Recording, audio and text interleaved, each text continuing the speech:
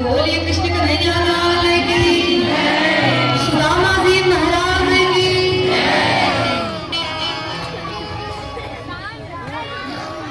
देखिए हमारे एक भैया जो मंच पे रिकॉर्डिंग कर रहे हैं वो आपको दे देंगे। आप लोग नीचे वाले जितने भैया हमारे हैं, मेरी बहन ले जाए, सब लोग एक समान है, एक लोग खड़ी होंगी, धीरे धीरे सब वीडियो बनाना चालू करो।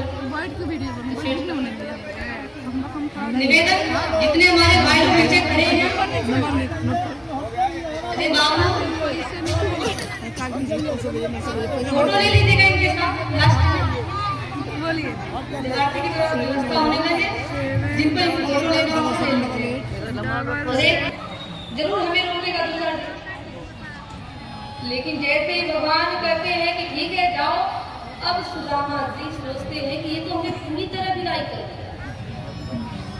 लेकिन देखिए यहाँ सुदामा जी भगवान के सामने हाथ भी नहीं पसारते कि हमें कुछ दो, और भगवान कुछ देते भी नहीं, सुदामा जी चल देते।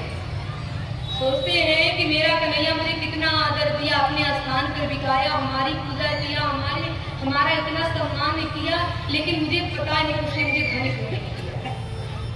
उसने मुझे धन इसीलिए नहीं दिया क्योंकि मैं धन की मद में भगवान को न भूल जाऊं, इसलिए उसने मुझे धन नहीं दिया।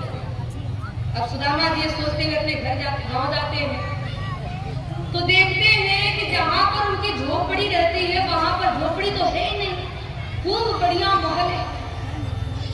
अब सुदामा जी सोचते हैं कि लो मेरी झोपड़ी भी मुझसे दूर, लगता है कि कोई राजा आया मेरी झोपड़ी तोड़ करके अपना महल बना दिया। अब सुदामा जी सोचते हैं मेरी पत्नी का, अब बार-बार महल का परिक्रमा करते, चक्कर लगाते हुए दास जाकर के सुदामा जी की पत्नी को बताती है, सुशीला को, कि पंडित जी बाहर आए हैं, चक्कर लगा रहे हैं। सुशीला समझ जाती है कि मेरे पति आ गए, आरती की थाल लेकर के आती है। सुदामा जी को लगता है कि ये देवी कहीं पूजा करने जा रही है, किनारे पर खड़े होकर हाथ जोड़ लेते हैं। सुशीला आकर सुदामा जी की आरती करती है। सुदामा जी कहते आप उन्होंने, सुशीला कहती आपकी पत्नी सुशीला। अब यहाँ पर सुशीला कहती है कि ये सब आपके मित्र कन्हैया ने आकर के दिया है। सुदामा जी कहते हैं देखो सुशीला तो शुरू से छल करते आ रहा है, अभी भी छल कर रहा है, वहां मेरे हाथ में फूटी कौड़ी नहीं दिया और यहाँ आकर इतना कुछ दे दिया। तो देखिए भगवान जो है उस चावल के बदले सुदामा जी को क्या देते हैं, द्वारिका पूरी जैसा सुदामा पूरी देते हैं।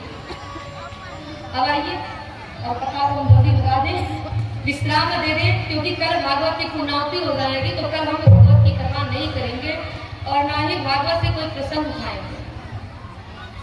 आज हम भागवत को पूर्ण रूप से विराम करेंगे,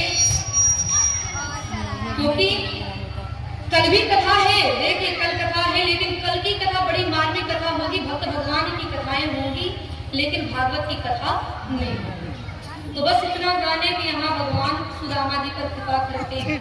और फिर कथा आती है कि भगवान देखते हैं कि हमारे परिवार की संख्या 56 करोड़ हो गई है, सोचते हैं कि कहीं हमारे परिवार वाले भी पृथ्वी के भार न बन जाएं, इसलिए भगवान लीला करते हैं। सभी यदुवंशी एक दूसरे को मार करके पूरे 56 करोड़ यदुवंशी समाप्त हो जाते हैं। अब यहाँ से बलराम जी अपने लोक को चले जाते हैं। सभी देवता भगवान कृष्ण को पुकारने लगते हैं कि आपने पृथ्वी पर बहुत सारी लीलाएं कर दी, अब आप अभी अपने धाम आ जाए।